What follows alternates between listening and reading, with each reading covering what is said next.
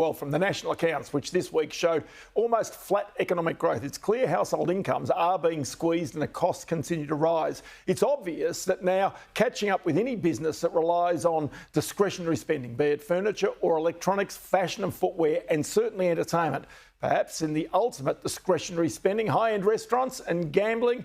And Crown Resorts certainly has both of those, but it also has a tight regulatory regime as an aftermath of the inquiries and royal commissions that it's now been cleared of in Victoria and New South Wales. So this week I caught up with Ciarán Carruthers, Crown's chief executive, and I started by asking him just how Crown, of course the sponsor of this program, has changed its business model with all of that change that's come. Certainly we're not immune to the impact of the inflationary pressure, 13 interest rate increases over the last 18 months.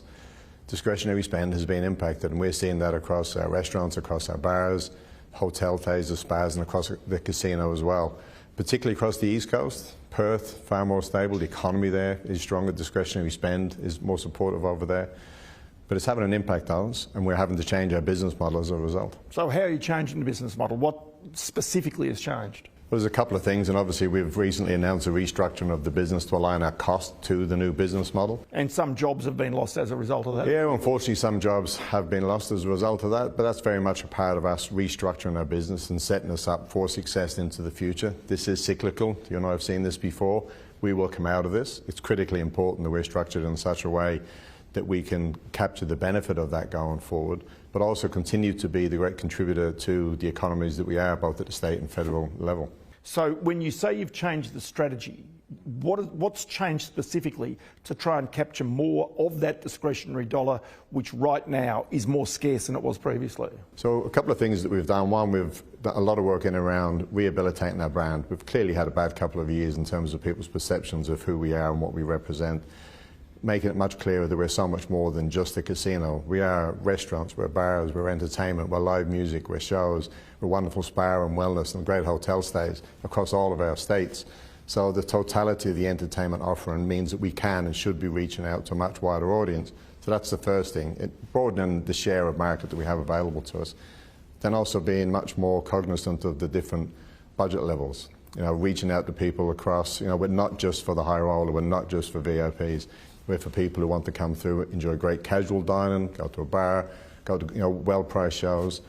And then our event strategy, driving partnerships, driving the major events. Taylor Swift was a huge one, our engagement with the Formula One, Australian Open, the recently announced UFC partnership. To bring these events, create experiences on our property, or create experiences off our property within our communities that being a guest of ours allows you to be entertained by, or to be engaged in. That widens the market, broadens the market, makes people more excited again about coming back to our property, and does so at price points that meets a much wider range of people. Because this casino, Crown Sydney, was originally built for those Chinese high rollers. Now, they are certainly not coming in the numbers that were ever anticipated for all sorts of reasons, but they're just not here. That's the reason why you've had to pivot this business. So this beautiful property that we're sitting in today, Crown Sydney, absolutely was built for a model that frankly doesn't exist. And not only does it not exist here in Australia, it really doesn't exist in many of the other markets that were heavily reliant on it in the past. Australia now as a market for high-end gamblers is really very much, it's gone the way of the UK and London, where people are coming to those markets for reasons other than just a visit for gambling. But people who are high net worth individuals who want to come to this great country for all that it has to offer, that also have an interest in gambling, that's an opportunity for us. But that's a much, much smaller market than this property was originally built for. So one of the things we're doing through this property here is making sure, again, that people are aware that we are not just a casino. We have some of the best bars and restaurants in the city. Again, the ability to take part in experiences and events that you wouldn't otherwise be able to be a part of. But also making sure that the casino model itself reaches a wider range of people, that people understand, again, you don't have to be a VIP to gamble through here, and managing our cost structure to ensure that we can meet our compliance and regulatory obligations, and at the same time provide the kind of fun and entertainment, I guess, you expect. So Crown has been through royal commissions, it's been through all sorts of inquiries. Now it has its licence, there are no inquiries. That surely has got to make it a simpler business to operate as the chief executive. It makes it simpler, not necessarily simple.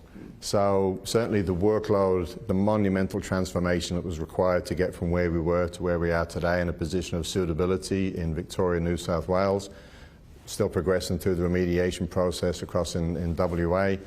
But the amount of work associated with that, 10,000 pages across 770 deliverables, that work no longer is required. But the work of restructuring our business, the work of enhancing our experiences, the work of continuing to be the significant contributor into the local and national economies in this very challenging economic climate, with tourist numbers down, with discretionary spend down, with some perceptions of our industry still needing to be rehabilitated, particularly our own, that makes it very difficult. And also the compliance, the ongoing compliance to ensure that those things that created those inquiries, the question marks about the licences, never come back. Correct. So we're obviously a highly regulated industry, always have been. A lot of complexity and all of that, but I tend to bring it down to 3 simple core things. Don't engage with villains, don't be a villain, and treat everybody with care and respect. Everything that we do is built in and around that. So the compliance structures that we have, the regulations that we have to ensure that money laundering can't occur with us, that we know who our customers are and where their source of funds is, ensuring that people who enjoy gaming as a form of entertainment, those people that may be vulnerable to the harms of gambling, are well educated and protected and given opportunities to learn about the experience in a more beneficial way, a safer way, but also creating fun and entertainment within that experience as well. But that needs to apply to the industry as a whole. One of the challenges we have at the moment is that the necessary and heavy regulation that we're under, in many cases, applies to us and us alone. So as a community benefit, if you're looking at gambling as a potential harm, if it only applies to one player in the industry and not to others, then you're not really resolving the issue at the community level.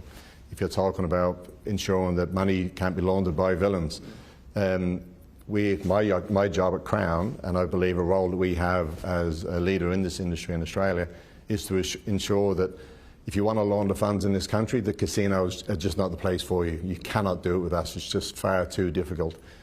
But villains will be there. Villains will still want to launder their money. The villains that will be there, you know that there's enormous amounts of money in the black economy in Australia right now. That money still needs to be laundered. They can't come to you. They arguably can't come to your competitor at Star. They're still going to find other ways to do it, though. Yeah, so obviously I can only look to my industry. Yes. So the approach that we take, obviously Crown, don't come to us because it's far too hard, far too difficult. You're going to get caught. Australia as a whole, and we've spoken to senior law enforcement, you have the same approach. Australia just needs to make itself so difficult to launder money in that the villains will have to go somewhere else. But then I've even seen reports recently of illegal casinos. So this is where it is beholden on government and also on the crime fighters, the police, to basically break those down as quickly as they can. Absolutely. Otherwise, the opportunity, all the things that you might be putting in place, is undone by the fact that people can go elsewhere and do it. There is a necessity, and I do believe this will happen in time, to normalise the whole concept of responsible gaming and coming through and playing in an environment where you are being entertained and enjoying gambling, but at the same time you're doing so in a safe manner and you're being engaged with by team members and executives of the casino. Until that time, a lot of the new regulations and other new restrictions are having an impact on the guest experience. What they need to go through to sign up, the information that they need to provide, the ongoing engagement from team members with them while they're enjoying the experience. If there's an avenue for them to enjoy that experience where they don't have to go through any of that, then potentially that's where some people move to.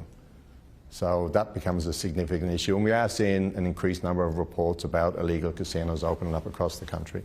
Again, these things will always be an issue for law enforcement to deal with. I think what's important, and where the regulators, and I know they're very focused on this, are working between that balance to ensure that the regulated industry is regulated appropriately, but not to the point that's potentially forcing guests, not necessarily villainous guests, but just guests who don't want those hurdles, don't want that friction in the guest experience, to move elsewhere to an unregulated environment. Ciarán Carruthers, always good to chat to you. Many thanks for your time. Thank you very much. It's good to see you.